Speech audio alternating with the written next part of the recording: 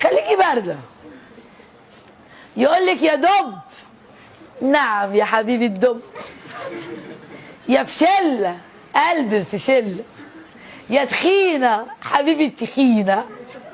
يا بارده قلبي يا رام. كده امه تغل فيكي. ماشي يا طنط. اخواته العقارب حبايبي عقارب طالعين لماما اللي انتوا عايزينه خدوه. اخونا فين؟ ابن امه جوه. حبيبي لو مش قد السر ما تسمعش، لو مش قد كلمتك ما تقولش، ولو مش قد العيش والملح ما تتفحش. الندل لازم يسيبك ويروح للأندال، وكل جزمة لازم تلاقي فردتها الشمال. انا واحده دلوقتي بحط رجل على رجل واقعد براحتي واشرب اللي عايزه اشربه واكل اللي عايزه اكله والبس اللي عايزه البسه واخرج على كيفي واعمل كل اللي انا عايزاه واجيب المحطه اللي انا عايزه اتفرج عليها. اتهبلت انا ولا ايه؟ عشان واحد تاني يتأمر عليا يا اختي.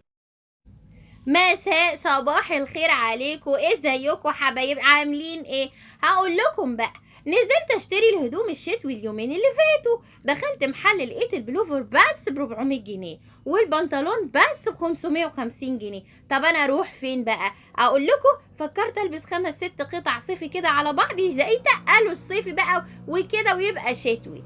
انا مش عارفه اعمل ايه، قلت افكر بقى افكر اعمل ايه. طب انا والولاد واخواتي نجيب شتوي ازاي؟ قلت اما افكر بقى اروح البنك عشان اخد قرض. ما هي عشان البس شتوي لازم اخد قرض. امال ايه؟ انتوا هتعملوا ايه؟ بجد على رأي أصالة، شكرا جدا جدا جدا. شكرا لكل واحدة اتخطبت وما حطت لناش دبلة الخطوبة على الفيسبوك وقرفتنا بايديها وايدين حبيبها وايدين خطيبها. شكرا لكل واحدة طبخت طبخة وما حطتها لناش على الفيسبوك وطريقتها وقرفتنا بيها.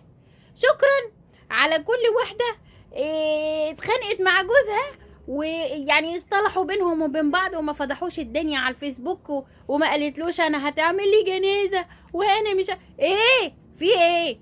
هو كل واحدة تتخطب تبقى تحط لنا ايديها هي وخطيبها والدبل وتغيظ البنات المعنسين؟ يعني ينفع الكلام ده؟ بالله عليكم ينفع؟ ولا كل واد يحب بنت يروح حاطط صورتها كده وفاضحها على الفيسبوك والانستجرام وتويتر ومش عارفه وسناب تيوب ولا سناب ايه يا جماعه؟ عيب بقى. فين المبادئ؟ فين القيم؟ فين الاخلاق؟ انعدمت خلاص.